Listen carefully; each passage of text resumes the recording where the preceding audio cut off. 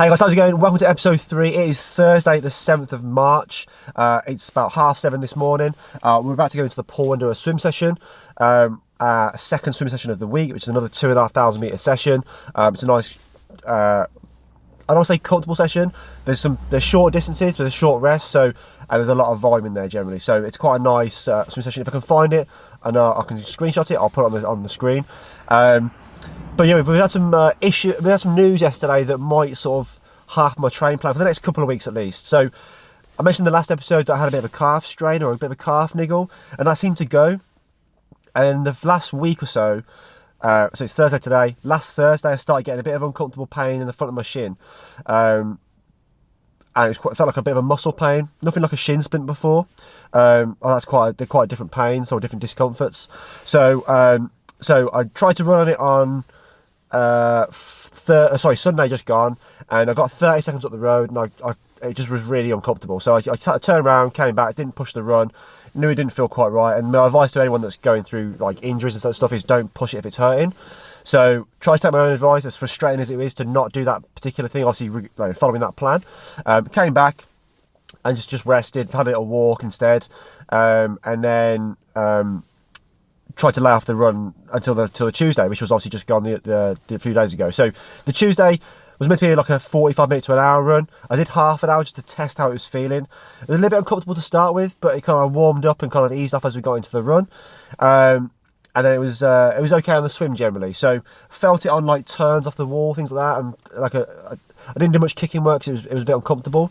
But I managed to dig out a physio that I've not seen before. And I've been to the physio yesterday, and unfortunately she's told me to sort of not run for the next week or maybe 2 weeks at least. So until that pain has sort of eased off, and we've kind of done a bit of rehab work on it. So the advice yesterday was, the physio told me it was a tendon issue regarding the front muscle of my shin, going into sort of the muscle into the tendon.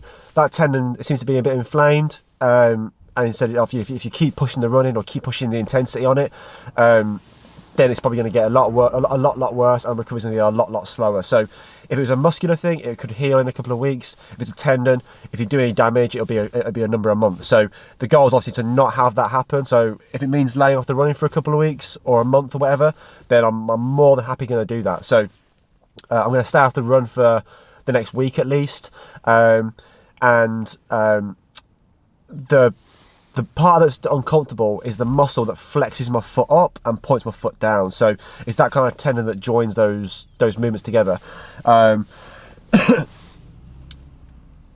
What she did say was, obviously, if you're going down a hill and your foot is kind of like pointing down, so you're kind of stretching the foot out, that tendon it's working eccentrically, so it's stretched out, and obviously when you're landing, it's under loading. So it's taking quite a lot of work regarding running up and down hills, but also just running generally.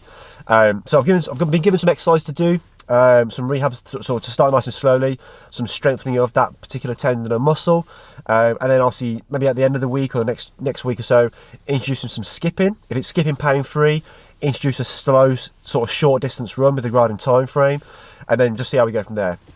But even this morning, she did some soft tissue on it, and it feels a lot better, to be fair.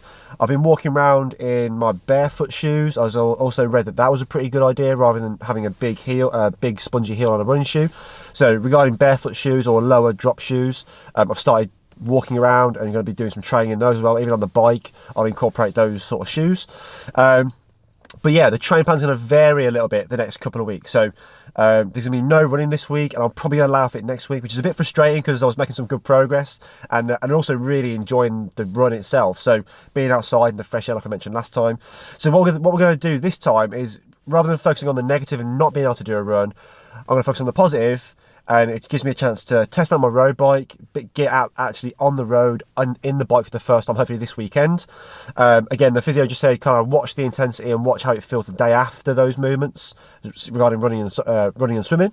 So the goal is obviously to maybe incorporate the bike. The bike's a brand new element to me. I've not ridden a bike since I was say 12 or so in the last episode.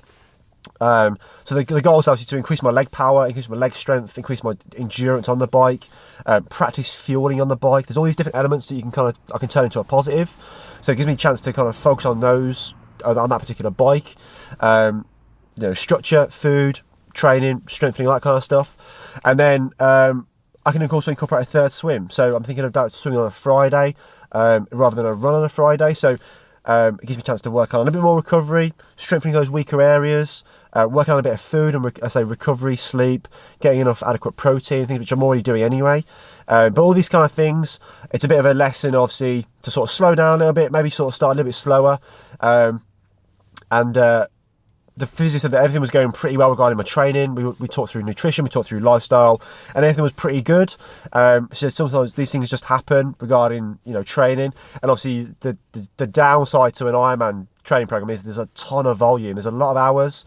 There's a lot of impact especially on the road running, where obviously, every time you hit the ankle or the foot on the floor, there's hundreds of pounds worth of force going through your joints, and obviously muscles and tendons, obviously they take a hit. So for me, going from no running, going up to sort of 3 hours a week, doing 30k a week, I think it is, that's what I was finishing on the other week. So it's a lot of work, so I'm not surprised that it's sort of taking a bit of a hit, and everyone has told me, and the things I've read, there are times where you are going to get little niggles, and it's just part of training, but the goal is to not let it kind of hinder your progress. So for me, I'm going to focus on the positives and focus on the bike and the swim and fueling and practicing those things and making sure I feel good on those things. So obviously the bike, Ironman's going to be between sort of hopefully 6 to 7 hours. So it's a long time. So if I can increase my leg strength, increase my endurance, increase how good that feels, and practice that fueling strategy, then that's a win as well. So the run has not taken me that long to build up, so I'm not too worried about building that back up again. If it means starting the program a little bit behind schedule regarding maybe that next 10-week phase, if that means I have to kind of start back on the slower program, I know that the process is pretty quick, so I'm not too bothered about that. Just a bit frustrating, obviously, but it's one of those things that happens. So anyway, it is 7:45, so let's go get this swim done, and we'll see you on the next one.